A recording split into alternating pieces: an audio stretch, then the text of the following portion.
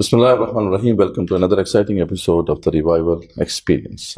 आज हमारे गेस्ट जो हैं वो शेख अब्दुल्ला अंदलूसी हैं और इसलिए क्योंकि वो इंग्लिश जानते हैं तो आपसे मादरत के साथ ये पॉडकास्ट हमारा जो है वो इंग्लिश में होगा. तो I will switch to English now. So we welcome Sheikh Abdullah Andalusi here in Pakistan in our studios, and also Brother Noman will also join us in the podcast. How are you, Sheikh? Assalamu alaikum wa rahmatullahi wa barakatuh. Barakallahu feek for having me on. And alhamdulillah, I'm fine. Enjoying the heat here in Pakistan. Enjoying the heat, yes. The heat in every sense of the word. We thought that you came here to taste the tea. No, you posted, I think, on Instagram or Facebook somewhere that the fantastic tea of Pakistan, as approved by Indian pilots. Would you be able to bring down your jet for it? Well, we can bring down their jets. And then having been near in a town near the Indian border as war was about to commence, look like, and possibly nuclear war, it seemed. Nuclear war, yes. I got a very interesting first experience in Pakistan. Alhamdulillah. For those who you don't know, Sheikh Abdullah Andalusi, you can always Google it. He is one of the most prominent, articulate, and reasoned voices defending Islamic fundamental, the Islam, the Muslim causes, and of course guiding Muslims in the West how to navigate through the hostile West at the moment. It's really a hostile environment. So he has done a lot in this context. He is a very good debater. He has debated top Western debaters throughout these years, and you can see his debates online as well, on his channel as well. I think most of these debates are on your channel. You can find them on my channel, yes. Oh, yeah, sure. And of course, you initiated this institution as well. We will, of course, hear something from you about that as well. So this is a brief introduction. Of course, the words I've tried to be economical in words, but Sheikh is, mashallah, well versed in the Western thought as well, Western philosophy, Western ideology, and also well versed in the Islamic ideology as well. Yeah, I disagree. I'm not that articulate or anything. I just wear a suit and tie and have a British accent. That's 99% of my success. I read you're the head of department. It's a very difficult word. Head of department at Occidentology. Is that what you say? The Occidentology department at the Quran Institute. And I mean, I'm a researcher for I3 Institute. I work with Sapiens Institute. I work with a number of different Muslim organizations, research and teaching and so on and so forth. But Occidentology was something that I coined, although technically existed before I coined it, but it was about the objective and impartial study of the West. Is it like the Eastern Orientalism? Yeah. No, it was actually to move away from Occidentalism and Orientalism. Right. So Orientalism is the biased, you could say, portrayal and study of the East. Right. And there was a counter to that, which is the Occidentalism study of the West. The Occidentalism being the opposite counter propaganda against the West and biased study of the West. So I thought Egyptology. No one says that Egyptology is a biased study of ancient Egyptian culture. It's just simply, here's what it was, here's how they operate, here's how they believe, they practice their religions, their practices, their rituals, their life.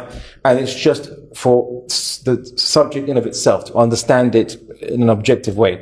So I thought we need the same for the West, that we need to study the West completely objectively, but treat it as a specific civilization, because the way that the West treats its own studies is it's universal, that this applies to everyone. This is how this is the universal human experience. It says, no, this is a Western experience, but we need to study that and make everyone else aware of that, and maybe even make the West aware that it is a very specific civilization with its own biases, its own particular and peculiar beliefs, which are historically situated in the sense that they were a product in some cases of history.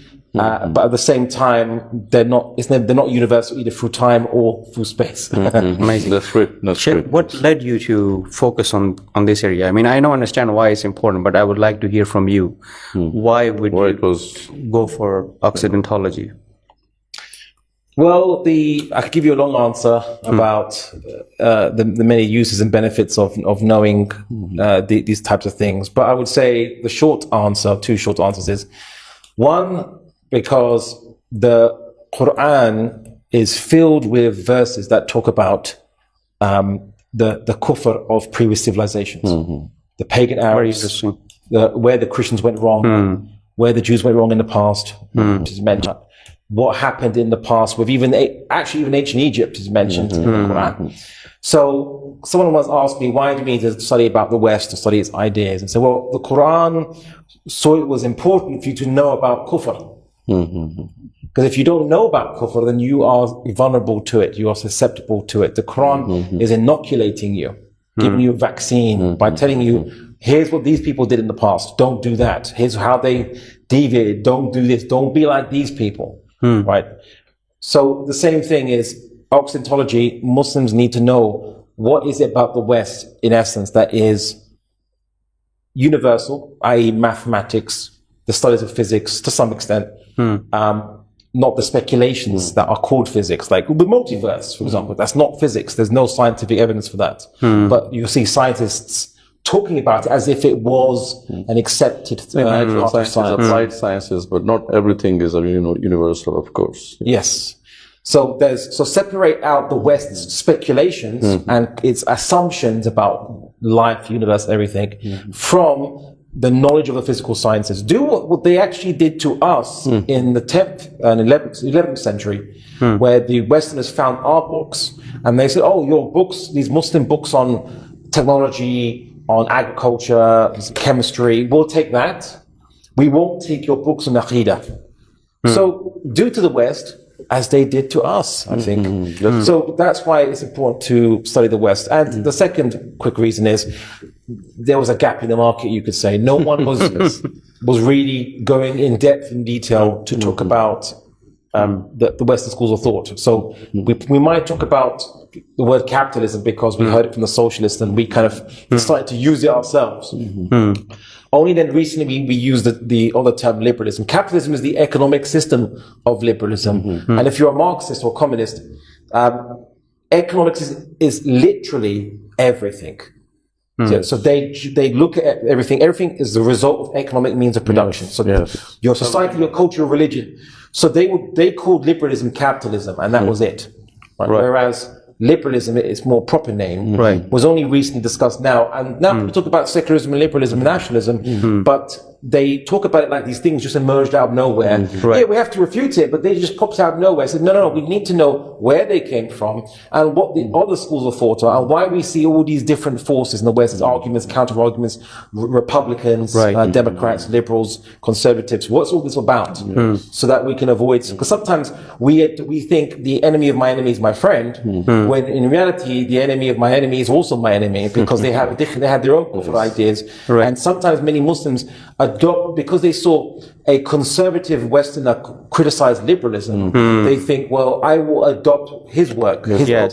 Jordan Peterson is one typical example of this, whereas they actually have ideologies which are themselves antithetical or against Islam. Of course. So it's kind of a service to the West as well, I think, because in the West, what happened to the knowledge as a whole is that it became Eurocentric, and everything is Eurocentric. And because of that, even the West, especially this next generation or young generation, they're unaware of the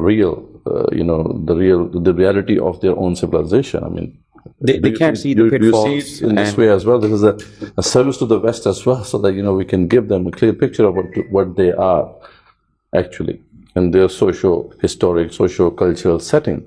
So in this way, it will open up new ways for them to think about the other civilizations as well. Yeah, I mean, one of the things I've said to different thinkers in the West or people that are attempting to view Muslims as a threat in the West, and say, look, if your ideology, if your way of life is so strong and you think it's so universal, then you would welcome most people coming in to challenge it, because then it strengthens you, it sharpens you. You need to have a challenge rather than it becoming a stale doctrine. The Western philosopher John Stuart Mill, his arguments for free speech was that you need to have falsehood be able to be expressed, because it sharpens and keeps, it strengthens those who follow the truth, because they're reminded as to why what they're following is true, and they know, and it prevents it from being a stale doctrine, a doctrine they just adopt blindly and forget why they adopted it. So I said, okay, well, if you have nothing to fear from us. But of course, if what we are saying is true, then you can only benefit from actually finding this truth and discovering this truth where you didn't know beforehand. So there's only a positive for Muslims coming into the West and challenging your beliefs and ideas by debate and discussion. Not all Westerners see it that way. Some of them, like neoconservatives and many others, realize that the West actually is based on a fiction, but they would argue a necessary fiction. So don't peer behind the curtain, to use a phrase from the Wizard of Oz, to see what's really happening, because like neoconservatives, like one guy called Douglas Murray, he's an atheist, and yet he talks about the utility of Christianity. Yeah, a lot of Christians do that now. Yeah, like they openly say that, we don't have the intellectual basis for its authenticity, but it's something good to have. It's good to give to your children. We don't really have another choice. It has utility. Yeah. They say even if it's not true, even if Christianity is not true, we need to use it to give some kind of moral basis. You need some fiction. The kids need to know that Santa Claus is real for a little bit. As they say, or Father Christmas, they call it. We need to tell them it's real, or fairies are real for a little bit.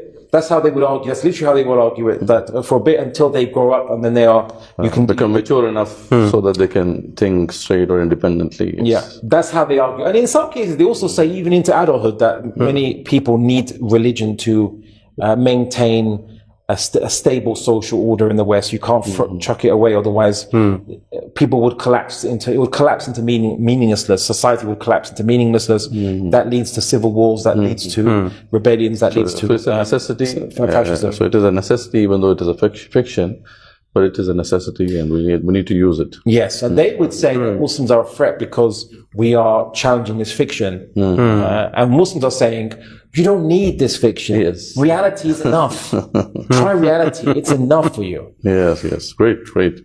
So here in this part of the world, the problem is that, people really think, those who are in the elite circles, they really think that liberalism and secularism is still the way to go, because they give this argument that in the West, these ideas were developed in similar kind of setting as we are experiencing at the moment, because they say that the religious extremism or the religious discourse as a whole has divided the ummah, has divided the people. So same as the case there in the West when this Treaty of Westphalia happened. I mean, after that, the secularism was enacted.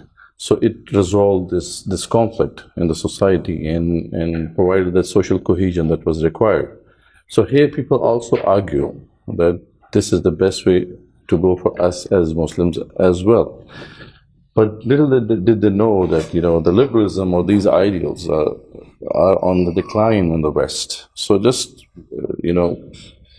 give some words about this whole phenomenon that is unveiling in front of our eyes. In the last 40, 50 years has become really evident. And many books have been written on it, that liberalism has failed. How did liberalism fail? How did the liberalism fail? And what are the repercussions? How we can see it in the West, so that at least we can, unveil this reality, this phenomena, to the people here who are still disillusioned by the Western ideologies. Well, liberalism has failed on two arenas. One is domestically in the West. It failed. It actually failed 120 years ago. Most people don't realize this. And I'll explain why in a second. And it also failed in the international arena. So the rules-based international order is clearly being breached by everybody, and no one cares about it, because it's not in the national interest of each of these individual nations to care about the international law. So this is the most prominent, or the very, very evident that everyone can see and witness that the international liberal order has failed. And it's not rocket science to know it, to understand it. Everybody can see it. It's just evident. It's This is very clear. Donald Trump, he's a businessman. Why did the Americans elect him? It's because he saw that following the rules costs too much money for America, and so it's time to do away with the rules once it's no longer convenient, which in a sense is what was always going to happen to any materialistic based ideology that doesn't hold higher ideals other than what gets you results in this life. If the reason that liberalism was adopted was that it gets you results in this life, it becomes unadopted just as quickly as you realize it impedes you getting results in this life. Yes. That's the thing about materialism, right? So, well, I would say internationally also, the international order that was created was this. So liberalism argues that the state should represent the people and be representative of the interests of the people. Problem is that which people? Who is the people? What is the people? Just a bunch of people, of human beings in a arbitrary defined boundary, perhaps. But what's the national language going to be? And culture is about a means of communication. It's like, what is the agreed means of interacting with people? You know, how do you express politeness? How do you express insult? How do you express means to business in some ways or whatever? This is what culture comes in to do. It's a social contract. But if you have different cultures and different languages in the same territory, then you have problems. Then the state, and then you add to that democracy, of course, the state then represents the majority group. Now, liberalism and nationalism might work more stably if the society is homogenous. Everyone is the same religion, same language, same background, let's just say, then sure, there's not much to fight about. But if they're not, then I think Pakistan is what you're seeing currently in Pakistan in Balochistan, in some parts of the Batan areas, in some parts, and now even there's a Sindhi separatist. Because they would say, well, Pakistan is Punjabi dominance. It's not us. Doesn't represent us. Now, how could you convince them as a secular liberal? No, but we're one people. No, we're not. How are we one people? So are we one people because we speak the same language? Well, I mean, we might know Urdu in some degree, but that's not my main language or language of my people. The culture is Punjabi dominated. It's not my culture. Okay, religion, yes, but then again, religion is not enough to unite people in that sense, because it's not about religion. It's about who the state represents. The fractions in Pakistan are not caused due to religion, then. Yeah, there's some Shia here, sure, but it's not really a fight between Sunnis and Shias, really. It's a fight between Sunnis and Sunnis. Ethnicity and languages, yes. So how is religion the cause of fractiousness? If I argue from an Islamic standpoint, obviously we know that, if there's nobody up there, then you need to develop a system based on the people down here, right? We don't believe that. We believe we take guidance from the heavens, right? But when you come to liberalism and, humanism and all of these isms that we have, the only choice that you have is that you go for what is best or what has the most utility. So if someone would argue that, if we can't work for the benefit of the minority or the smaller part of the people, then why not adapt a system that will benefit most of the people? Because we can't do all, so why not most? Well, one of the problems is that, again, is those minorities, if they are significantly in size and geographically separated, then they're going to see it a different way. They say, okay, great, you work for yourself, we work for ourselves. So you separate from us, we separate from you then. Okay, then you can take care of yourself. But then that makes Pakistan split into smaller and smaller states. And then India will just come sweeping in. Now, you see, what India has done is India has used the Hindutva identity or Hinduness, quote unquote, which is itself a British invented term. But they've used it to try to unite what is really, again, another problem of nationalism, because they have Indians, contrary to everyone in Europe who might not know this, Indians are not one ethnic group, right? They're just totally ignorant. Many people are ignorant. The average American is ignorant about maybe hundreds of different ethnicities. Yeah, different languages, and of course, even two different language families, right? Dravidians in the south, yes, North Indians, Indo-European speakers, some say Indo-European invaders, according to the Dravidians too, right? Yes, so technically the Hinduism and the Brahmins are actually invaders. But anyway, they are colonizers. Anyway, so their solution to that is fascism. Fascism states that you create a new myth and you unite people around this myth. There's always going to be a minority that can't fit that myth, and that's no problem, because you can unite people against that minority and say they are an insidious threat. They're the troublemakers. Right. So in Germany they said it was the Jews. Yes. In India they say it's the Muslims and Christians in many states. Some states, yes. Yeah. So that's so Hindutva its existence is because of the failure of secular liberalism to be able to unite people. And it's not just in Pakistan and India. I can pick a whole number of countries. Myanmar, different ethnic groups. It's currently having 3 civil wars as we speak. Ethiopia, different ethnic groups, multiple fighting. In Europe, where you generally have homogenous groups, or United Kingdom, you just have technically separate kingdoms. It's King of Scotland, it's King of England, it's Union of Crowns. But anyway, everyone speaks English, and they're mostly indistinguishable. The Welsh kind of speak Welsh, but they also speak English, although most of them don't speak Welsh anymore or know how to. But in Belgium, for example, even though you have Dutch speakers and French speakers, and you might say there's no civil wars there, but there's actually still tensions, and even to the point hatred in some cases. In Canada, French speakers and English speakers in Canada, right? Yes, the French people, many of them want to separate from Canada. There's no civil wars technically, because Canada's so big, and they have different states and a type of federal system that you could say it's keeping it in check now, but they still want to separate, all right? And there's still mutual rancor and hatred, right? They just don't use weapons to fight each other. So these are the issues. And in America now, the rising numbers of Hispanic people there, of Spanish speakers, is causing tensions and of course, anti-immigrant hatred and the Anglo-Saxon dominance of America is being challenged. So this is one way to look at it, to see the symptoms. Now you have given the symptoms of why it has failed, but on paper, the secularism, this is the argument. The argument is that on paper, the secularism seems to fix this problem, because secularism is something which is ideology less, they call it. It is there, and everyone will be given the representation in the state as well as other social spheres. So on paper, it seemed to fix the problem. But why it didn't fix the problem? In fact, it failed to fix this divide. What happened? Because Balochi separatists and maybe Punjabi-based majority army, you could have secularists on both sides and they'll still kill each other.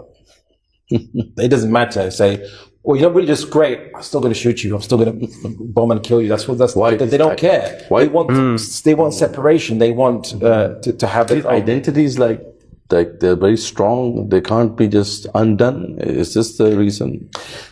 The reason is because if you don't believe anything up there, so to speak, or if you don't think it matters anymore, then all you have is the material differences that you see between you and other human beings. But you could say that, the Balochi separatists, maybe one fine morning they realize, or not one fine morning, maybe eventually over a slow process, they realize that, it's actually not good for us to fight against the bigger group, right? Why don't we just unite for materialistic purposes, right? We need to keep Pakistan a secular state, right? And everybody can work for the benefit of each other, right? Because we don't live on different planets. We still have to live with each other, right? So if I help you and you help me, it's going to be a better world. Yeah, and so that can happen with a border between us, and we can have international relations between Pakistan and Balochistan.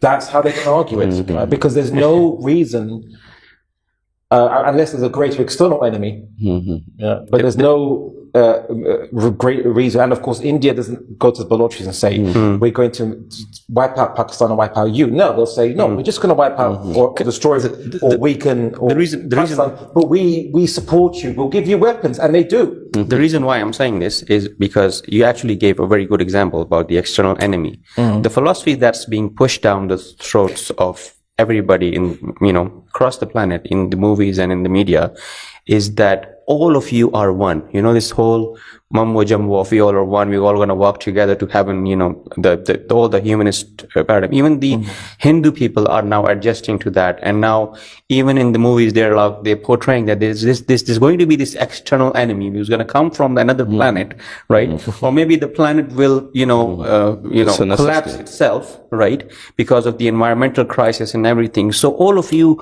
need to look out for each other on the planet. There's no religion, no faith. Finish all of these differences because humanity is at stake right now. We're looking for a planet where we have life, right? So that's the most important thing right now. And that's where the external enemy or the external factor per se comes in as being used to unite people on the basis of, just because you are a human being, forget about your ethnicities, forget about your languages, and also, in brackets, forget about your faith. Well, the problem is that firstly, where there's no aliens. Secondly, that mentality requires a temporary enemy to be created or to exist. Yes. So you need a convenient enemy to come along. Yes. Thirdly, if you're worried about the climate, then let's just have carbon neutral weapons, but still fight each other. Right? So it doesn't resolve. It doesn't resolve the problems. Now that's only on the political nationalistic kind of level. Liberalism has tons of problems on the social level. It has tons of problems in the West. Depression is an epidemic. The country that's said to be the most happiest countries in the world, the Norwegian countries, also have the highest amount of antidepressants dispensed. Suicides. Yes. They'll try to say it's just the weather, but anyway, let's just go with the bad weather. But the thing is this: that's a problem. Then these economic problems also. The West, the reason why it colonizes the world, the reason why it tries to have dominance in the world is because what you have is concentration of wealth in the West. Now, sure, having rich people isn't a problem. You can have rich people, but there's a point where there is so much concentration of wealth that there's not enough money to go around to the poor people. I often give a simple example, which is like riba. Interest. You have the rich people who have excess of money, so they lend it to the poor. The poor then have to pay that money back. Sure, they might make a shop or sell things to their fellow poor people, but ultimately they have to pay the bill at the end of the day, plus extra. Where is the net flow of money going? Is it going from the rich to the poor, or from the poor to the rich? The net flow. So at the end, the general masses of the poor people, even if there's new shopkeepers being created amongst them for this investment, they are getting on the whole poorer. The only way you can prop up that system is by getting money from outside or resources from outside, so that the poor people have more money, and to which then they can then pay to the rich people. But that has to require, it goes from other countries. Then you have to take that from other countries, and therefore you have to dominate other countries. So I often call it as a vampire system. Sure, the vampire is very strong, but it has to keep sucking blood in order to be strong. Now, I said that liberalism actually failed 120 years ago, pretty much. The Victorian era, Charles Dickens, he wrote about the very bad and dire situation of Londoners at the time of the height of the British Empire, right? And I read it. He talks about there was a mass poverty at the time because there was unlimited concentration of wealth, where you think it's bad now. 50% of the people, of the population only own 1% of the wealth, 1% of the population own 50% of the wealth. You think that's bad? Back then it was 80%. 1% of the population owned 80%. You had mega corporations, the Bilderbergers and others, and yada yada, mass corporations. So then what happened is, you had mass poverty in the streets of England. You had cases where like women were basically, obviously either they went out to prostitution, they were forced to, or they just left their babies to die because they couldn't look after them, or they were, so drugged up with opium that they just left their children to die on their laps because they were just so out of it. Charles Dickens writes about what he saw in London, the center of the British Empire at its height. Okay, so all this stuff was noticed, and they said, "Well, liberalism isn't working anymore as we know it. We need to invent liberalism 2.0, a patch service." And they actually brought in ideas which were not technically pure liberalism. So they brought in antitrust laws. A corporation, you're free to own what you want, and you're free to do whatever you want with what you own. But if you get too big, we're going to have to break up your company. You have to sell part of it because it's too big.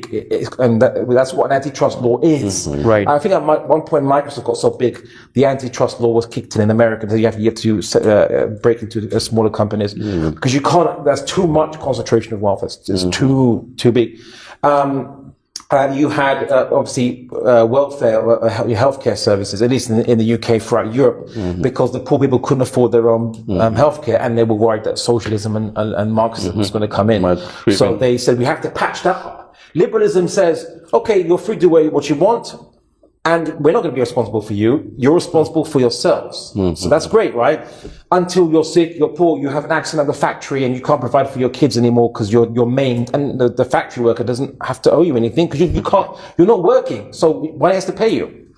Now they have all these workers' rights and safety considerations, all this stuff. All this stuff was brought in because Liberalism 1.0 collapsed. It failed. And all these patches are technically not liberal, right? So the state has to spend money on you. You might think, well, how that's unliberal?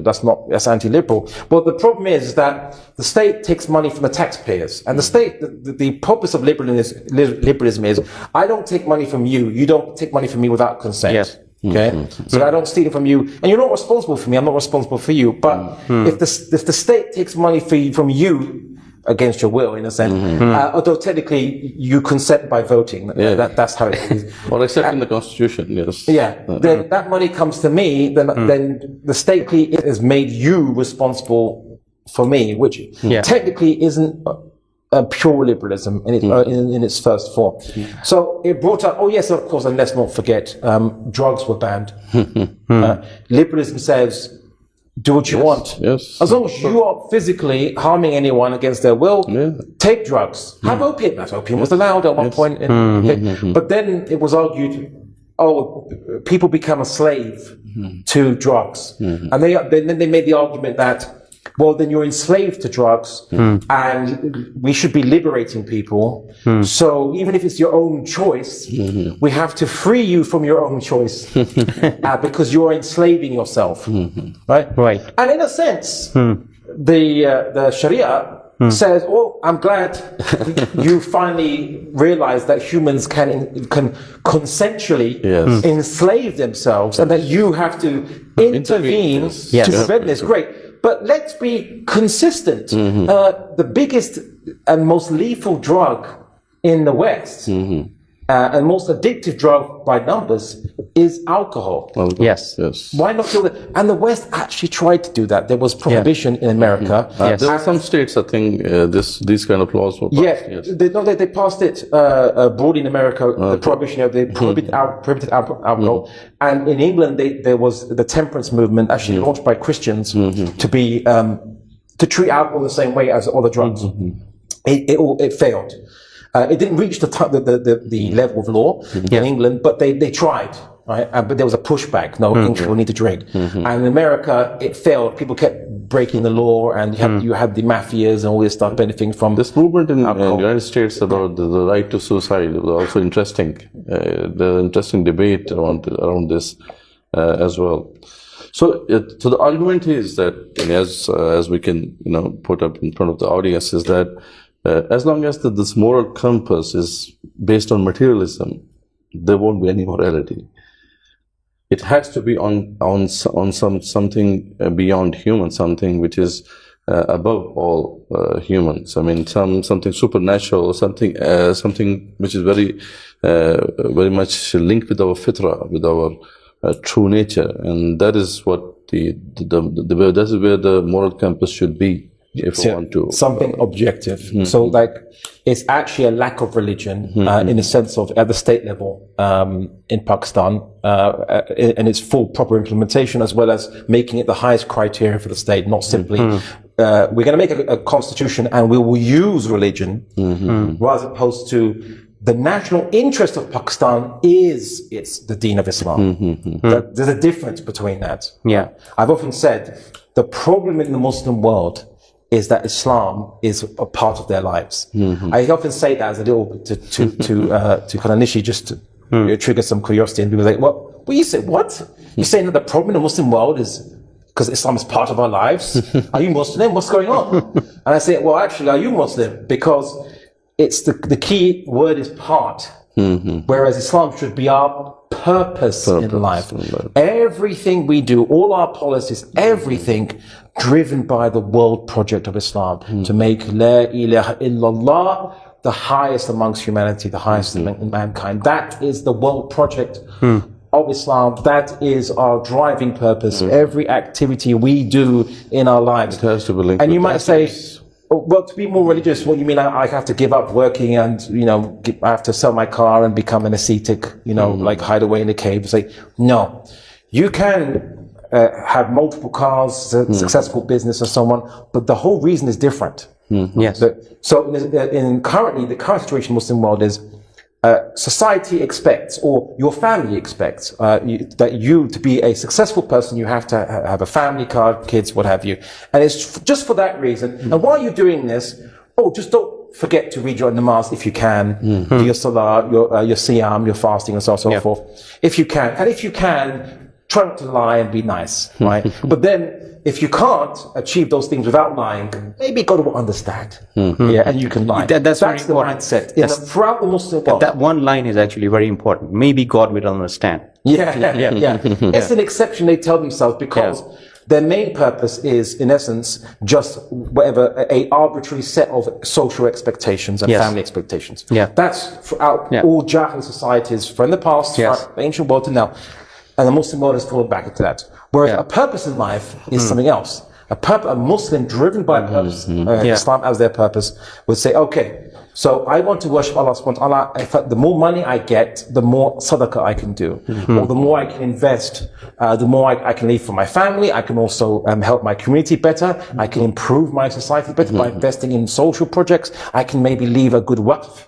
I would say that Muslims we are thawab capitalists, or ajr capitalists. We want to get good deeds, and we say, well, I'm not just going to spend money and do one good. Maybe I'm going to invest in a waqf that will multiply while we'll do research, and I'll publish this research of new science or technology, because everyone that benefits from this, I get for work. It's after I die, it will still continue, right? I want to maximize my thawab, right? That is driven by purpose. I want to have children so that they can make dua for me after I pass away, and I want to raise them up well so that they can be the soldiers of the ummah, the doctors of the ummah, the mothers of the ummah, the nurses or whomever. They can be, I want to strengthen the ummah with my children. I want to strengthen the ummah with my family. I'm sorry to interrupt. I want to bring in a very important point that you mentioned, particularly with regards to the situation in Pakistan and the surrounding areas. When you want to be in service to God, when you want to do something spiritual, you want to be a man of God, typically the things that come to our mind are, namaz, roza, or doing some dars-e-Quran. But the kind of things you've mentioned, like publication or scientific research, or building something, that just doesn't fall in that category for us. And even if it does, it's on the lower order. The real deal is, I got money, I will build a masjid. Right? But we don't really focus on the actual problems that the Muslims are facing. And there are so many things that we can do to undo that, to counter that. But even if we do them, even if we believe that they are very impactful, they just don't come as with that much of a spiritual reward for us as building a masjid or donating something, right? You talked about the the wealth imbalance, right? We cannot ignore the situation. We don't live in a vacuum. We know who holds the most wealth, on this planet, how the American campaigns are being funded by the Zionists. And we even see the Zionist movement as something which is either philosophical in nature or it's reduced to some conflict in a certain region. We don't see it as a global order that's, they've penetrated into that. And there's some work we need to do against that to undo that global order, because if we actually work towards that, if we're doing any scientific research, if we're doing any kind of lobbying or building think tanks, that's just not good enough in the spiritual realm for the person in Pakistan. Someone who's studying in a top university here, he wants to be a spiritual man, right? He wants to be a man of God. The things that will come to his mind won't be that, I'm a lawyer or I'm a doctor, and this is what I can do to help save the ummah, right? And I can, I can release a publication, or I can, build a science lab, or I can build a think tank. I need to be a man of God. So the 2-3 things that come to my mind are... The compass of the Muslim world needs some calibration. Yeah, we need some calibration. It reveals a secular mindset that there is a difference between things which are in the dunya and the deen. What they forget is that the deen is for the dunya. And then you get the repercussions in the hereafter, the consequences, the reward, so on hereafter. Seeking God, you don't seek God in the akhirah. You seek God in the dunya, because we live in the dunya. We were born into dunya. We weren't born into the akhirah. We're born into dunya first. Okay, our physical actions is what Allah subhanahu wa ta'ala requires in the dunya. Yeah. So if a person, if you build a mosque, sure, but build a hospital as well, or depending on the need. Ideally, the state should manage this as well and know better. But I think there was I forgot there's a name of I think it was a very famous Pakistani philanthropist, Muslim, very pious religious person, and he spent his own wealth on ambulances and healthcare for people. Yes. Yes. So that's an example, right? He wanted to improve the material conditions of the Muslims here. For many reasons, may Allah reward him for it. But there's a hadith from the Prophet Muhammad to paraphrase, those that alleviate the burdens of their brothers in this life, Allah will alleviate their burdens in the next life. These are very physical things that you get rewarded for removing an obstacle from the world, from the road, and put on the side. These are dunya things, right? The point is, we're born into this life to work in this life, seeking the hereafter, not ignoring this dunya, because that's not how you seek the hereafter. So, we do salah in the physical world. We don't do salah in the spiritual world, right? So, even the most thing you think, the most non-materialistic thing you could think of as an action, this particular, the regular ibadah itself is a physical action. So that's what Muslims need to realize. And I think I wanted just to put this last point out before, is in Pakistan, how to resolve the problems. If you say Pakistan represents the people, but the people are the Punjabis, the Balochis, the Pashtun, they're going to fight and be divided with each other. If you say to people, look, our purpose in life is we are all Muslims.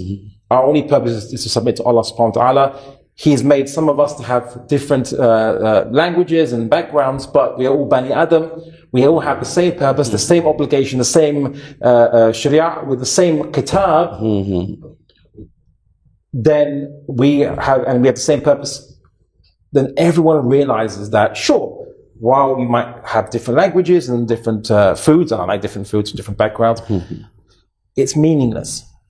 Right? It's not, you should abandon it. It's not the end of your objectives. Not even secondary. It's just incidental. Just happens to be, I'm used to this food. I like food. I, for example, I like, I hate pineapple on my pizza. I think it's a bid'ah. Same. And it should be rejected. Not in the religious sense, but in but it's just incidental. It's meaningless whether someone has pineapple on their pizza or not. I mean, I might think less of them, but still, it's meaningless. But if I go to my Pathan brother, to my Punjabi brother, to my Balochi brother, to my Sindhi brother, and say, we're all Muslims, I don't see the lens of Pathan, Punjabi, Sindh. I see Muslims. And the Prophet Muhammad said in a hadith, to paraphrase, now there's only two types of people. Okay, the unrepentant sinner, or the kafir, the rejected, the disbeliever, or the believing Muslim. There's only two types of people now. Everyone, all the considerations no longer exist. So this, if you unite Pakistan on that, this is the only way. This is the only way we can do that. This is the only centripetal force that we have. Great. I mean, what we see in the Muslim world at the moment, we see this reaction to this materialistic onslaught, this onslaught of the materialism. We have developed within ourselves this leaning towards the spiritual aspect of it. I mean, we have lost track of the material world to some extent, and that's why what Brother Noman was trying to put up is that this intellectual rejuvenation is not transferring into the collective action in the proper way as it did for the Jews in the past, because in this way, it helped them to create this movement, to create this Jewish lobby and have the influence in the material world. But this is not happening in the Muslim world. And because of that, we are in this state of decline. And if we want to get out of this state of decline, it has to be, revived somehow. Otherwise, if we are just focusing on the rewards of the hereafter, then this world will be neglected and we will remain in this state of decline. So how this could happen, especially, we don't see like people like you, I mean, like Hamza Zorsis and Brother Muhammad Hijab. They are doing great job that they are, working in this intellectual discourse, and they are defending Islam and its fundamentals. But all this work has not been transferred into a collective action. Individual action, yes, it is there. People are, getting close to Islam. The non-Muslims are accepting Islam. But what about why there are no institutions built or developed on these lines? That let's build, for example, a Muslim lobby on the same lines as Jewish lobby, so that it could be influential in solving the material problems in the Muslim world. Why it is not happening? Is it a lag from the scholars like you, or this is something so deep in the Muslim subconscious mind, or collective subconscious mind, that needs to be undone so that we can go in this direction? Well, firstly, I'd say I would never describe myself as an Islamic scholar. Far from it. I'm simply a da'i, and that's all I'd like to be known as. But the issue is, in the Muslim world, there is a particular intellectual disease. I realized that the ship of Islam is been brought to a standstill because of things that have attached to its hull. That's what ships do. Barnacles and things. It slows it down. The ship. You have to scrape. You have to do a hull scraping frequently. So that it can then go smoothly. We've been brought to a standstill by ideas and assumptions that accrue to us over many centuries. That the Sahabas didn't have this mindset and mentality. They would think of it very differently. They wouldn't say that you work for Islam simply by divorcing yourself from the world and just going in a cave and doing dhikr all the time for the rest of your life. Yes. No. La rahbaniyat fi Islam, Prophet said very clearly. There's no Marxism in Islam. Once the Prophet Muhammad sallallahu alaihi wasallam received revelation, that's when he left the cave. Right? Because his work was outside the cave. Interesting, yes. The work is outside the cave. So this is the situation of the Muslim world, is that, and I'll bring two parallels to show that I think is instructive. So I think that history has something to teach us about Allah's ahkam amongst humans, amongst insan. And in this sense, well, there's also Ibn Khaldun discussed this as well, and we know the verse of the Quran which is Allah does not change the situation of people until they change what is within themselves. I'm going to get to that in a second, right? But let's first look at the West. So the West had Christianity for centuries, dominated by the Catholic Church, although the Catholic Church didn't have as much power as people think it did, but the Crusades was an attempt for the Catholic Church to get more power in Europe by saying, we can launch wars, whereas before they never was able to launch any wars or anything like that. They just advised the Catholic kings. Okay. There was an understanding amongst Christians, certainly in they call the Dark Ages of Europe, that the world was irredeemable. You couldn't change it. All you could do is convert people to Christianity, make sure that they have embraced Jesus as their savior, yada yada, for what have you. Make sure they do all their rituals, and then wait for Jesus to come, the second coming, and he will remake the world. Yeah, you're laughing. Sounds very familiar. Sounds familiar, doesn't it? Yeah. So you can't change the world. Is the Bible says, or the New Testament phrase, not a saying of Jesus, but the saying of Paul, I think it is, Paul, who shouldn't even have any authority, but it's part of the Bible, quote unquote. So the devil, I think it's a alleged saying of Jesus, the devil is the prince of this world. So they said, okay, well, the world is controlled by the devil, so you can't change it. It's going to be bad, evil. All you can do is try to survive this devil. So your faith survive it, and wait for Jesus to come, defeat the devil, and then Jesus will rule. That was a belief in the West until roughly, you could say, the 12th century. Then something happened. They discovered that these Muslim infidels they've been fighting, as they'd call it, that these infidels not only were more civilized than them, and there's writings by them that say, how comes we Christians, we're so barbaric to each other, we fight each other, we have no limits when we fight each other, and yet so much that even the infidels would be ashamed of these kind of actions. And why are we always divided? Why can't we unite to fight the Turks? All this stuff, right? It sounds quite familiar, doesn't it? Yes. They only discovered that Muslims have better adab and akhlaq than Christians, but they also discovered manners and decorum. We don't know the Arabic, but also they had better technology. They had an abundance of food, and they invented windmills. Like, instead of getting a donkey to go around a grindstone, just let the wind do it. Carbon. Are you sure to tell the story of the Catholics? Yeah, right. They had better technology than us. Now, I would say this: they did understand one thing clearly, which I wish we did understood, right? Which is they didn't think that the Muslim Aqidah was the reason for our development. They just thought that because they also encountered Greek philosophers who were pagans, and they said, "Oh, these guys were thinking about and trying to improve and discover things about the world through philosophy, through thinking, and through some kind of experimentation." But it wasn't true experimentation. The experimental method was from Ibn Haytham, right? All the scientific methodology was developed by where he talked about having a controlled environment to test specific parts of the natural world. With his camera obscura, what we call control groups now. Yeah, well, control groups. Yeah. So the experimental method, basically, but that's what it was. This fundamentally changed Western thinking. It caused the Renaissance, and the Renaissance was a basic and simple idea, which is human society and physical conditions are improvable. That's it. That was the change.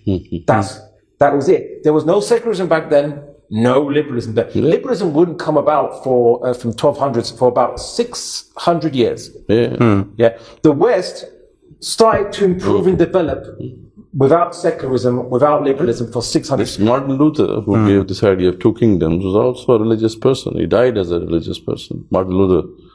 Well, I mean, you had it even from St. Augustine, who was like 400 what's it, CE or whatever, AD or whatever they call it. So, the idea was progress is possible. That's it. That's literally it. Right? And then they progressed. Okay, that's the West. Jews in the West. So, the Jews had a reputation in the West. There was the vast majority were poor. Most of them were treated in a bad way, or they were looked down upon, and it kind of reinforced bad behaviors. But Most of them were viewed as a burden to society, not intellectuals, not thought leaders. There were some who were thought leaders and intellectuals that came a little bit later, but mostly they were viewed as a massive kind of problem in the West of a minority that weren't Christian. They've been there for 2,000 years with Christians, right? 2,000 years, let's not forget. Yes. But they would always view, you're not Christian, though, so we don't. Even though they intermarried, that's why they look European, because they intermarried. Slowly, but they did. Okay. So, 19th century, the idea of nationalism is rising in Europe. The idea that nation states should arise where the state represents a cultural group, the nation. Nationalism is what you call it, which is a new idea, by the way. Before, in the past, no one cared about the same nation. I have a city-state, or your city-state. I don't care with both Greeks. I hate you. I'm going to fight you, right? I don't care if you're the same. You speak the same language. Geographic separation was not really the issue. The issue was ethnicities and other aspects of it. Yeah. At one point, the Spartans united with the Persians, even though they fought the Persians against the Athens, because they hate Athens more. Yes. Their fellow Greeks more than they hate the Persians. So nationalism wasn't a thing for most of it. It was mostly kingdoms, ruling dynasties with multiple ethnic groups. It was about the ruler unites the group of people in one dynasty. Okay. So the Jews, many Jews get an idea of nationalism that, look, the West, the Christians never accept us. We need to have our own nation for ourselves, our own state for ourselves. The religious Jews, the vast majority of them said that, they said to the other Jews, we're not allowed to go back to the state of Israel. It was called the state of Israel, it was called Palestine, but we're not allowed to go to Palestine or to reconstruct the state of Israel, basically. Right? Until the Messiah the Messiah comes. Interesting, yes. Because when the Messiah comes, he'll bring peace on earth, everything will be changed. We can't change our situation with doing anything. Now we just wait. Okay, just practice, pray, do all those things, and we will redeem ourselves in front of God. This is a punishment on us. It's called the exile. We're exiled. Now, you can physically go to Palestine. They wouldn't say it's wrong to, but you can't create a state or reconstruct it. We're in official exile. That's why they never thought of going back for 2,000 years.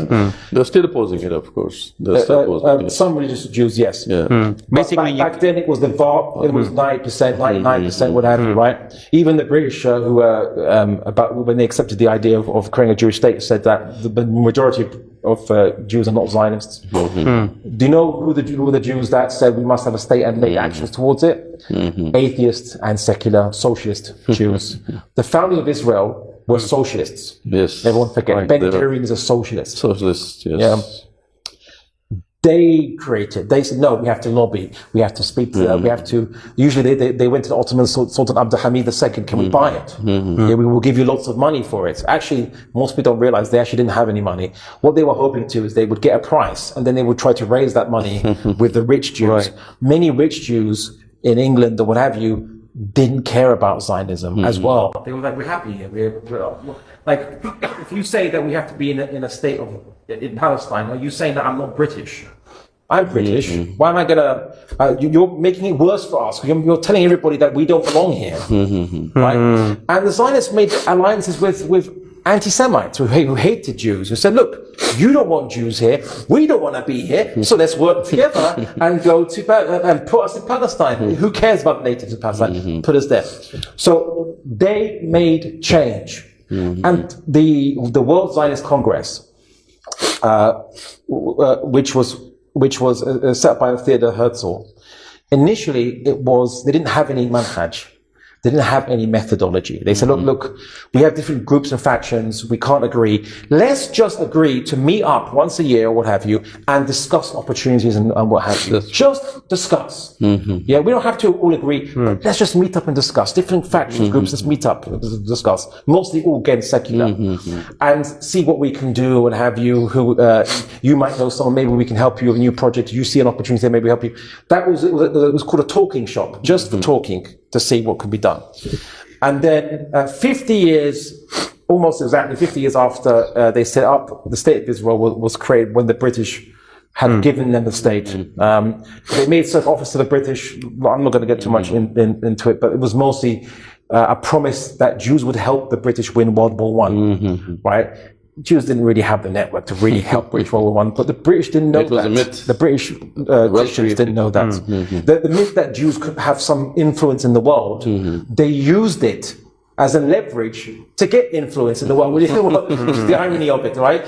You know that saying, was it act successful and fake it till you make it, right? Yes, of course. That's pretty much what they did, is fake it till they make it. Yes, we do control the world. We can help you win World War I. So you just have to offer us Palestine for it, and we can do it. Right. British said, okay, we'll try anything we can get.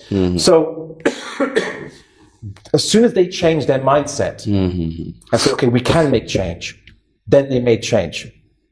Now I'm coming back to the verse of Quran. The Muslim world. Allah does not change a state of a people until they change what is within themselves. Yes. Use the word fi. Inside. Some people, I don't know how Muslims misinterpret this. They say, oh, it means you have to do more namaz, more dhikr, more stuff. No, those are actions. Yes. It said inside yourself. What's inside yourself? Your organs? You have to change your organs? No. What's inside yourself? It's your fiqh, your ideas. And it's talking about a nation. The key word is that it doesn't change a nation, not an individual. And there's lots of things inside a nation. You have your economic structure, you have your social structure. All of that stuff actually represents change mindset, as you're saying. You change their ideas, you change their actions. It's as simple as that. That verse was actually talking about. I mean, it was not talking about, but it was used after talking about a decline people that were destroyed. So they will only be destroyed once their ideas have corrupted over time. Usually, if people become very successful, the next generation's understanding of the ideas becomes weaker and weaker and weaker because no one challenges it. Yes. It becomes an empty doctrine. Right? So, and of course, as they become weaker, they justify not doing anything. But as they become softer and used to luxuries, and the justification they produce to not do any actions. So it's okay. It doesn't matter. We'll just pay these barbarians off. We won't fight them. We'll just pay them off and what have you. But they become slowly weaker over time, and then eventually they collapse. So it's the ideas that change that lead to collapse, and it's the ideas that change that lead to ascension, leads to a civilizational rise. You just have to change the mindset of the people, just the ideas, not even change their initial customs or change their practices. That comes later. Just target the ideas. The rest comes after that. This, perfectly fine with, it's very clear that ideas, they give birth to action. But the idea, what we're saying is that if the change in the ideals is happening in the Muslim world, we can see it clearly. But like the Zionists did, they started meeting at this World Zionist Congress, and they have this kind of forums established so that they started thinking about the collective action. But what we're seeing in the Muslim world, that this is not happening. Of course, the mindset has to be changed, and it is changing, but it is not, manifesting itself in the collective action. And as you rightly said, that previously in these nations, what happened what happened there is that the religious doctrine was not in support of this. It was, as you rightly mentioned, that these are secular, or maybe those people who are concerned about the material conditions of their nation. They sat together and start pondering on this issue and how to get out of it. And they figured out ways to get out of it, and then of course shape the collective action as well. While in case of Islam, as you were explaining, we have the same thing here happening for the last, I think, 5-6 centuries, that this idea of Imam Mahdi would come, or Prophet Isa alayhi salam would come, and he would get us out of this trouble. And until that time, we have to just defend ourselves, defend our faith. This kind of mindset is prevalent across the Muslim world. So, of course, we want to change the ideas of the people, the mindset of the people, but we have to maybe somehow shape, or at least initiate something about the collective action as well, so that it starts becoming prevalent in the Muslim world. But this is not happening. That's the issue. So we should have enough Muslims meeting up a year. What have we done to do this? What we're seeing at the moment, that people in the West, especially the Muslims, they're well placed there, and they have this changed mindset as well with them. What if they start doing this lobbying thing, that they start establishing Muslim lobbies, and so that they can at least start discussing this issue and shaping this action? Maybe this would, start penetrating in the Muslim world as well. How do you see it? I mean, is it something that we should do? Well, again, as I mentioned to you before, a multi-spectrum approach. Yes. Try everything you can.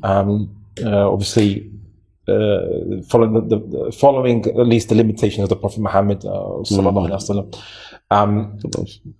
The issue is that it's as simple as simply just giving people purpose. I often ask the question, what's the purpose of Egypt? What's the purpose of Saudi Arabia? What's the purpose of Pakistan? The purpose of Turkey? The purpose of Algeria?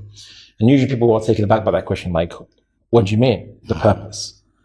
Because it has no purpose. It's just there. It just exists, right? Whereas we know, now, the purpose of Pakistan, you say, was initially a refuge for Muslims from Hindu domination. Yes. But that's not a purpose that is independent of something else. It needs to, that depends on simply an external enemy. Yes. Right? We're different from them. We have to save ourselves from them. Is there no other higher purpose than that? So Pakistan can only keep together as long as India is a constant enemy to us. That's the glue in Pakistan. The glue that glues Pakistan together is India. Right? That can't be the case. The purpose of every Muslim is La ilaha illallah Muhammad Rasulullah. Yes. Right? Only the worship of Allah subhanahu wa ta'ala, only to make him the highest criteria, the highest determiner of good and bad, the objective of all our actions. Right? Even if it's actions that we might enjoy or think whatever, like there's a hadith, someone said the Prophet Muhammad says that you get reward for intimacy with your wife.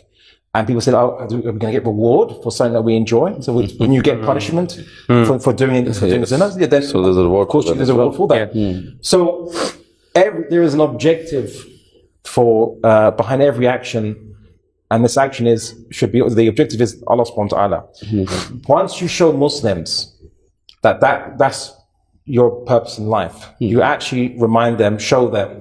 Not simply you ask them, what's your purpose in life? I know, okay, everyone will say, worship Allah. But they mean praying, what have you, while you're living your life meeting social expectations their parents taught them. Right? I said many Muslims are Muslims because their parents taught them this. And the reason they're Muslim is the same reason that they follow these other cultures, because their parents taught them this stuff. And the children will never go beyond what they see their parents doing. Usually, if that's what they're taught, right? Islam is their parents. You understand? We need to detach that. Say, no, you need to rediscover Islam yourself. Yes. How do you know it's true? Question it. Answer it. Sure, you might have a few people fall off the wayside, but the vast majority will be strong and certain. And then once they realize it's their purpose in life, you don't need to even debate them on nationalism or democracy or secularism. They'll just see it as meaningless automatically. Right? When a person reverts or converts to Islam, they automatically say, my whole life has changed. I'm now reorienting my whole life to what is my purpose in life in Islam, how do I do it? Unfortunately, many of these converts, when they start meeting, when they speak to Muslims or what have you, then Muslims usually tell them, okay, calm down. Okay, just pray, what have you. And his reasons why you shouldn't do more. You shouldn't, the Mahdi's going to come, Yom Kippur is like just next week. Just do nothing. Don't talk about the politics. Politics is not the same as religion. Politics is the affairs of the people. It literally means the affairs of the people. Okay? So you're saying, I don't talk about politics. You're saying, oh, no, keep Islam out of the affairs of the people. But what you're saying is, Islam is irrelevant to the affairs of the people. Right? And then Islam is irrelevant. And then, as in the West, people say, religion, it is irrelevant to my life because it has no interaction. And if the vacuum is there, it will be filled by others. And then people become atheists because a silent God who doesn't speak concerning it is no God at all. It's no God at all, yes. So, if you simply give Pakistanis purpose Turkish people purpose, Algerian people purpose, Saudi Arabians purpose, actual purpose. This is our purpose in life in the most holistic sense. They do it they revive automatically. Right? Sure. That's what that one point. The second point is the issue about lobbies and things like this, that explore every avenue you can, but also remember that the leaders, it's not a case that we just have such bad luck. Every single leader is just corrupt. Why is that the case? I saw a wonderful video. I mean, I knew this before, but the video is something I could recommend to you, right? It's not the be-all and end-all explanation, but it's a video called, I think, The Rules of Power or The Keys of Power, I forgot what it was. And it wasn't about the book called The Rules of Power. It was about how anyone thinks that they could do a better job than the leader in that position. But when they get to that position, they realize that the people underneath them, they have to pay them off. They have to give them some means of being loyal, because if you by yourself, you can't build the roads, you can't make the nuclear reactors, you can't build the hospitals. You need people to actually obey you. But to obey you, they have to have incentive to obey you, right? So in many countries, where the money comes from the people, you have to pay them off with the money from the people. And to ensure their loyalty, because there are other people that might come up to that general that obeys you and says to you, hey, I'll pay you more, twice more than what the current leader is. If you just switch sides and depose him, then the general goes to that side. So then you have to pay that general more money to stay on your side. And this is money that's not going towards the people for their infrastructure. You call this corruption, they call it necessity. Yeah. And that's because society, in such a society, is not based on any higher principles except just basic, simple incentives, material incentives. Of course they're going to be corrupt. Obviously they're going to be. You can have the most pious Muslim become the leader of that society, and he will have, and to maintain power, he has to do the same thing. If he doesn't, you'll see what happened to Mohammed al-Morsi. Although technically he never had power in the first place. But as an example, deposed within 8 months. Yeah, by his own soldiers. His own presidential guard arrested him. Yeah, you have to change the rules of the game, right? Because playing the game requires corruption to win or to stay in power, basically. So that also is the case. So yeah, lobbies, because that's important. But also we need to change the rules of the game. The game is corrupt itself. I don't want to say, but Ahmed al-Shara in Syria, he came from a background which was, calling to Islam, fighting for Islam, calling for Khilafah, everything, all this kind of stuff. Attains leadership in Syria now, with Turkish help and so on. And what the rules of that game, there's sanctions on Syria. To remove those sanctions, you have to do what America asks you to do. To have your opponents not being given more weapons than you, and then to depose you by America, by Israel, and by other factions. Some people say even Iran, because they're trying to fund, some people say they are giving weapons to the Alawites. You have to please everybody because you're too weak to do anything in your state. Okay. So I'm not gonna let's say he's a corrupt person. We have to give them the room, because this is a corrupt system in which they're trying to navigate. So at least we can give them the room.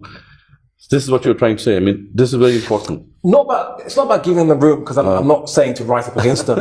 I'm simply saying that most leaders are prisoners of the system they purport to control.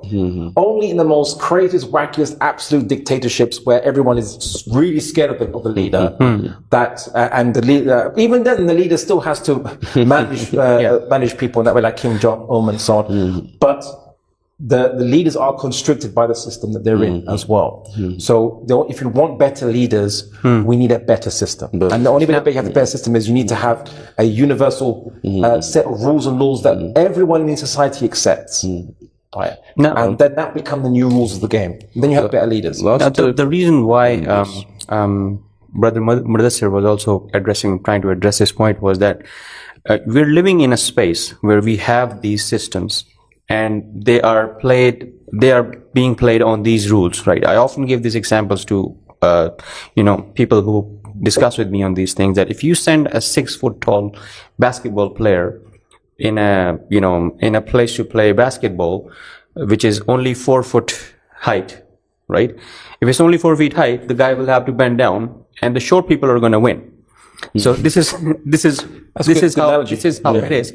But you see, the thing is that all of these leaders, all of these people who have to survive in the system, and we have to try and change the system. We have had movements in Pakistan who have realized that, oh, the system is corrupt. The system is, benefiting these kind of people to come up, and we need to change this. And then develop strategies to undo that, right? Some people tried through the democracy. Some people said, we're going to bring a revolution, all of that stuff.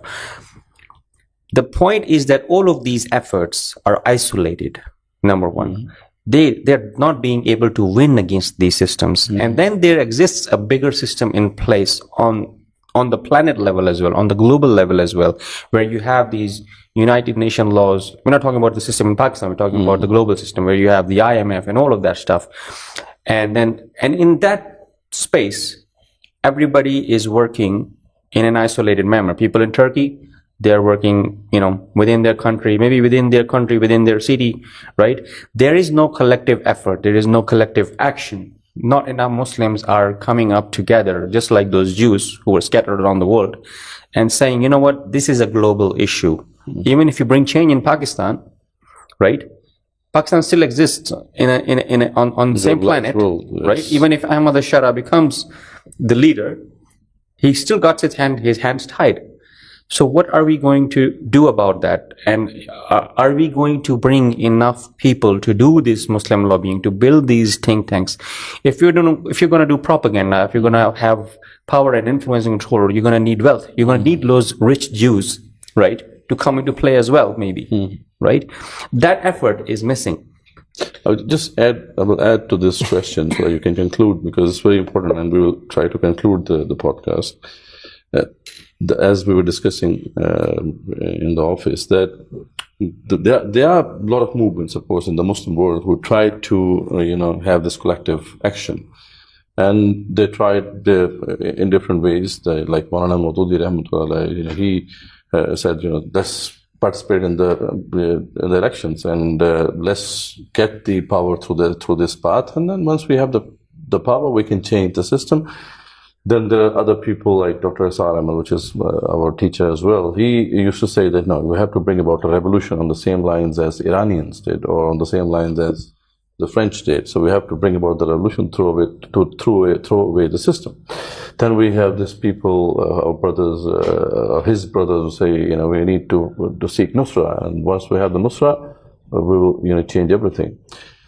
What we realized after analyzing all these efforts is that they're just so linear. I mean, they're just focusing on one particular aspect of a complex problem. As you were discussing, or you were telling before, that the Zionists used to sit together, and there was no one particular methodology or manhaj in their mind. They are dynamic about it. So we think that this is the problem why the collective action has not been able to bring about that change that we want. If we have this, dynamic, a range of different dynamic actions defined and pursued by different people across the Muslim world, we may have, influence created in different pockets as we go along. Some people, of course, may be working on the international lobbying. Some people may be working on the national lobbying or regional lobbying. Some people may be working on the rights issue of the people to change the material conditions of the people. And some people may be working on at the thought level. So all these efforts needs to be done collectively and in collaboration with each other to bring about that change that we want. This is what we think. We would want your comment on that. So this is one question. I will put the other question later. But just to add what Brother Noman was saying, what do you say about that? Is it a sound strategy, or we should do something else? What I'd say is, let's say you need to change the collective thoughts of a people, and usually you'll start with individuals you approach, and then you'll make public campaigns, and people. What changes the collective thoughts of a people is people seeing. It's not individuals being changed in their minds, but people seeing other people being changed in their minds, or people seeing it being normalized. There's a part of your brain, you could say, or mind rather, that asks the question: what is society thinking? right? That's where you target, right? Because even the munafiqeen in Yathrib, once they realized that society was going a certain way, they adapt, they change themselves, right? And even like, Abdullah bin Ubay frees the slaves to show that he's. So it's more about social behavior than just logic. Very much so. Very much so. Every society has a social contract. Okay, you might call it culture, public opinion, whatever word you want to use, vox, the vox populi, whatever. It is the social aspect, and that doesn't exist in anyone's particular mind. It exists collectively, but it exists in everyone's perception of the collective mind, right? Really. So when you do public demonstrations, the point of a demonstration is it shows everyone in the society, there is a faction in our society, or it is normalized now to talk about this or to promote this campaign or for this. This is an issue. This is something that is normal. That's what you're trying to do. You're trying to say, we're trying to create a new normal in terms of what we should expect and what our society should be based on. You're changing the social contract. Now, that is, once you win that, you win everything, because social contract changes, every other contract from that changes. Even the constitution, it is really just is based on it, not the other way around. In the Arab countries, when the West came, they made these constitutions up. Feel, okay, well, this is now democracy and secularism, but then it becomes a dictatorship instantly, almost, after they leave, because it's just a piece of paper with words. The social contract is behind that. Now, I said, I actually agree with you in the proposition. And I suppose I'd probably want to point out that it's perhaps an effect rather than the cause. Because of so many Muslim thinkers and Islamic thinkers and discourse on Islam, on Khilafah and so on, you're seeing Muslims thinking about this and reacting to this. And as the change happens, it is natural that lawyers who are having their minds revived by Islam are going to start campaigning for Islamic rights, Islamic rules. You're going to see people who lobby groups arise naturally, right? And be part of this natural thing and not be detached from it, flow with it. The wheel of Islam is turning, as Hadith says, so turn with it, right? So yeah, we are, what I'm saying is, rather than discussing, should we cause it or not, I'm merely pointing out maybe it's already being caused and we are flowing in this tide. Disrupt it. Don't disrupt the tide and keep it up. Keep the flow going. With an eye but knowing where the objective lies. And the objective is the social contract changes, everything else changes. And it doesn't mean now okay, I'll just focus on public dawah or demonstrations and not lobbying, not speaking to our soldiers and our armies. We need to give dawah to generals. We need to give dawah to commanders. Everything matters. Dawah to soldiers. Dawah to the farmers. Dawah to the chocolate makers. Right? Yes. Everything. We need to. We can't leave any stone unturned. I mean, we have to. I must emphasize this is what we're doing here right now. Just the last 4 days, we have been talking to farmers. We were talking to business tycoons, and we've been talking to scholars. We had this, trip to different cities. So this is exactly what we're doing right now. Last question, brother. Tell us briefly about your initiatives and what are you doing, and how can we collaborate, or how can others who are watching this podcast can collaborate with you or benefit from your work? And of course, there has to be some ways to help to work together. So please give just a brief about your initiatives, what you have been doing, and how to collaborate with you. Well, you asked a very good question with the collaborate part. Not about collaborate with me per se, but actually something you reminded me now to mention, which is there's something that very important that we have to have while we are moving in the direction of this social change. We have to expect disagreement amongst our Muslim brothers. Yes, that's very important. And look past it. Right? Islam, as a practical deen, will be successful or fail depending on whether we master difference of opinion. This is beautiful. And you don't master it by getting everyone to agree. You don't. You can't get everyone to agree. You manage the differences. Yes. So might be another, a particular Jamaat or a particular group or particular whatever that might have disagreement on a few things. We might disagree on a few things. Yeah. But guess what? We're still going to collaborate in the khair, as the Quran says. Yes. Collaborate in the good. Maybe even you have a personal issue with me personally, an ego problem, I have an ego problem with you, even that. But I'm going to look past it for the greater good. Yes. So I often said to someone that, for example, there was a particular guy that had done something bad to me, and I didn't like it. But he was speaking was the haqq generally about the Dawah Islam and so on. So someone asked me, "Oh, do you recommend this person for the event or what have you?"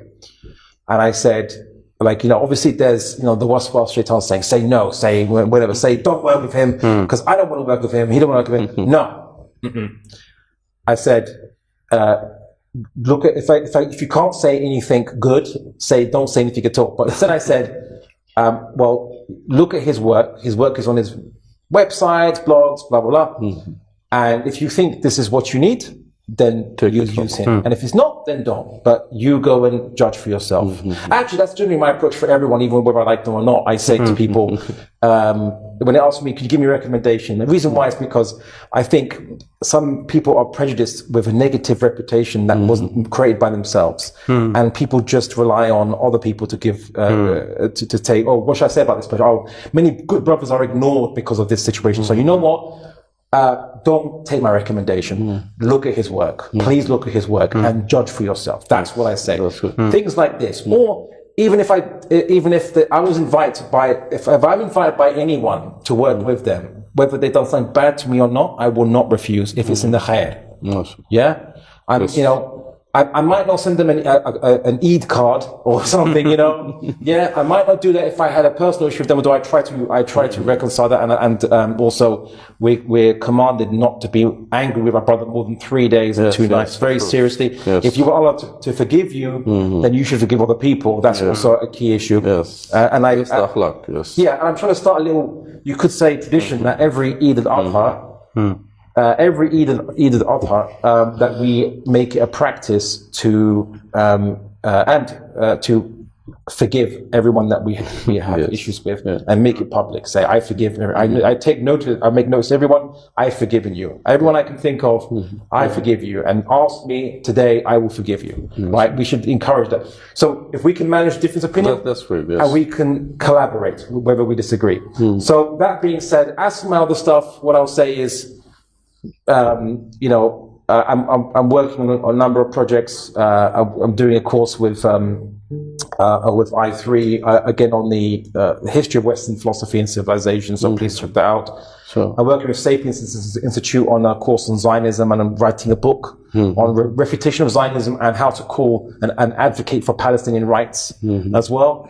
I'm also going to be getting more involved in Kashmiri rights as well, advocacy. I've made advocacy and arguments and discussions on. I published some things, but to get more involved on a speaking level, in a debating level. Although we have some very good speakers already on that issue, but I've been told by some of them that they need more numbers. And since I've really done some studies of it, that I should get more involved. So I'm more fascinated to get to know about how I can fit in that role. So my website is ummah.andalusi.com, and you can Google me on YouTube. This debate initiative that you initiated. Oh yes, the Muslim Debate Initiative. If you Google that Muslim Debate Initiative, you'll find our website, and also we'll have a YouTube channel. Are you working on fostering new debaters, Muslim debaters? Is there any course for them? Any mentorship for them?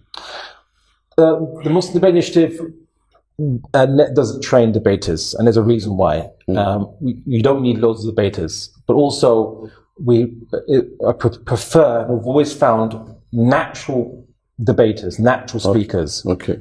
And giving them a platform develops them, or they're already driven. Instead of trying to get someone who's not driven or is not naturally good, because we don't need millions of debaters. Okay, so it's a niche. It's very niche. Guiding them and giving them a platform. So this is what you're doing. Yeah, well, mostly usually actually it's mostly a person that is very good, but no one knows of them. And we say, okay, we'll give you a platform and make you public because you need to be known because you're good at what you do. We see what you've done. You're actually good at what you do. It's in a way a type of quality assurance process because all the debaters peer review and perspective of debate. Like, okay, let's look at his work or her work, and they're very good. And we all agree, okay, then let's give them a platform because we need good speakers. That's right. We need good speakers, good debaters, good persuaders out there. And we have certain quality criteria. So not just people who are loud or brash or draw attention to themselves. No, it's you have the knowledge, you have the adab and akhlaq, you have the right approach. So it's about finding the right people and then just giving them a platform. That's great. Jazakallah khair, brother. It has been a pleasure that you are here, and then it was a nice conversation with you. Inshallah, Sheikh is here till when you are here in Pakistan? I was initially going to be leaving in a couple of days, actually. But my stay has been extended, partly due to demand. So I'll be, and also there's actually quite a few places in Pakistan I wanted to visit and explore because it's a very beautiful country. MashaAllah. So I'll be staying here for quite a few weeks. So if you want to reach out to me on my, if anyone wants to, organize a meeting, Twitter or something, or session website. with Sheikh, you can always contact his team at Twitter. And that's it. Jazakumullah khair. Until next time. Assalamu alaikum wa rahmatullahi wa barakatuh. Wa alaikum assalam wa rahmatullahi wa barakatuh.